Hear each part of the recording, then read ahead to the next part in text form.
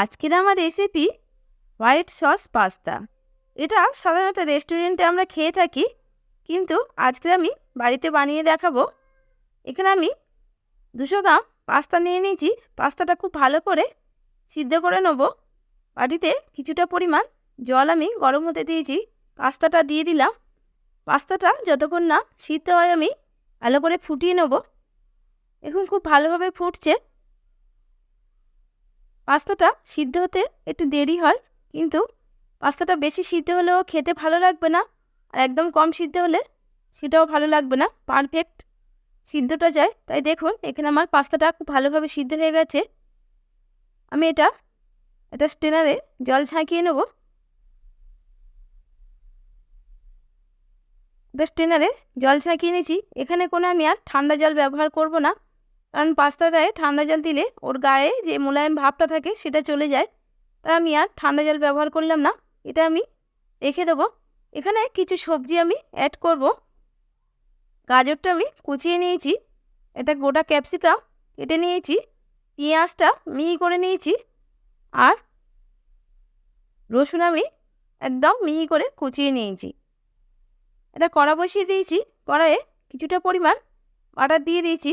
এখানে বলে রাখি, বাটারটা দিলে এই পাস্তাটার টেস্ট আলাদা হয়, কিন্তু আপনাদের কাছে যদি না বাটার থাকে আপনারা সাদা তেলেও করতে পারেন। পেঁয়াজগুলো আমি দিয়ে দেবো। এখানে অতিরিক্ত বাটার আমি ব্যবহার করছি না, সামান্য পরিমাণ বাটার দিয়ে করছি। এটা যেহেতু একটা স্বাস্থ্যকর খাবার, তাই অতিরিক্ত তেলে হলে খেতে ভালো লাগবে না।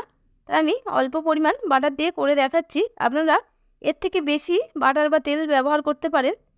এখন পেঁয়াজটা আমি হালকা করে ভেজে নেব, বেশি লাল করে ভাজবো না।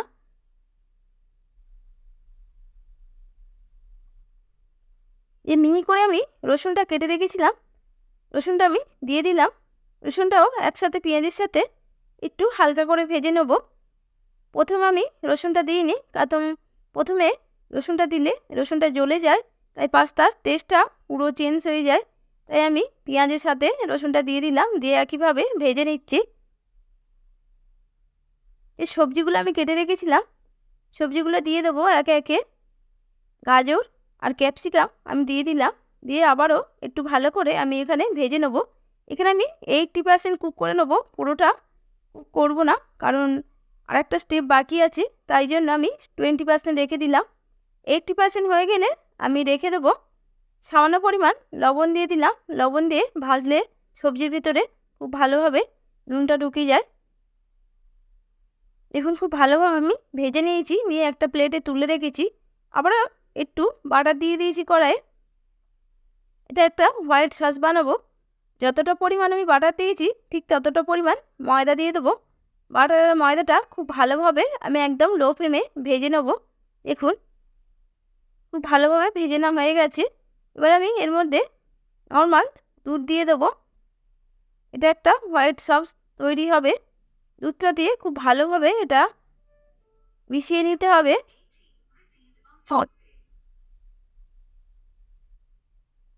আর একটু এখানে দুধ লাগবে। আমি অতিরিক্ত সস ব্যবহার করব না, অতিরিক্ত সস ব্যবহার করলে খেতেও ভালো লাগে না। তাই অল্প অল্প মাখো মাখো অবস্থায় থাকবে। তাই আপনারা যদি অতিরিক্ত সস খেতে পছন্দ করেন হোয়াইট সসটা, তাহলে আপনারা এখানে বাটারটা একটু ব্যবহার করতে পারেন, ময়দার পরিমাণ একটু বাড়িয়ে দিতে পারেন, দুধের পরিমাণ একটু বাড়িয়ে দিতে পারেন। দিলে হোয়াইট সসটা তৈরি হয়ে যাবে। এখানে আমি চিজ ব্যবহার করছি। এখানে আমি আমুলের চিজ ব্যবহার করেছি। আপনারা যে কোনো কোম্পানির চিজ ব্যবহার করতে পারেন। সাধারণত আমুলের চিজ সব দোকানে পাওয়া যায়, তাই আমি এখানে আমুলের চিজ ব্যবহার করেছি। হোয়াইট সসটা আমার রেডি হয়ে গেছে। দেখুন, এর থিকটা পুরো এমন রাখতে হবে। একটা চামচ নেবেন, চামচের গায়ে যদি লেগে থাকে তাহলে বুঝতে পারবেন হোয়াইট সসটা পুরো তৈরি হয়ে গেছে। আমার পাস্তার জন্য সসটা বানানো হয়ে গেছে। যে সবজিগুলো আমি 80% করে রেখেছিলাম, এখানে আর 20% করে নেবো। সবজিগুলো আমি দিয়ে দিলাম। এই পাস্তাগুলো আমি আগে থেকেই জল ঝরিয়ে রেখেছিলাম, পাস্তাগুলোও দিয়ে দিলাম। এটা বানাতে বেশি সময় লাগে না, কিন্তু খেতে অসাধারণ লাগে। আমি এবারে সব উপকরণগুলো খুব ভালোভাবে হোয়াইট সসের সাথে মিশিয়ে নিচ্ছি। দেখেন, এখানে সামান্য পরিমাণ অরিগানো আর রেড চিলি,